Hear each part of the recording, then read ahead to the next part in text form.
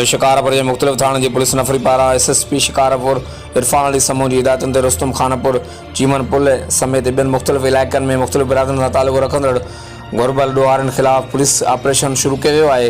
Police operation में special police टीमों, सब डिवीज़नल पुलिस ऑफिसर, मुख्तलिफ थाननि जा SHOs, वॾी तइदाद में पुलिस एहलकार, police mobile APC chain machine, बख्तरबंद गाड़ियुनि ऐं जदीद हथियारनि की मदद से पुलिस कार्रवाइयुनि जो सिलसिलो जारी है।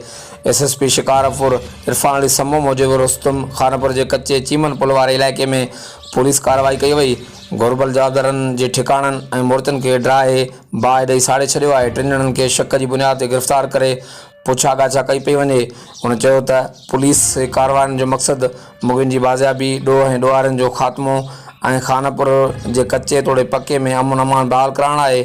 SSP शिकारपुर इरफान अली समूह जो वधीक चवण हो त ॾोहारनि जी चुरपुर खे रोकण लाइ ज़िले शिकारपुर के कच्चे तोड़े पक्के में पुलिस चौकियुनि जी बहाली पहिरीं तरजीह हूंदी। हर वक्त आगाहण लाइ ॾिसंदा रहो GTN वेब न्यूज़ शिकारपुर।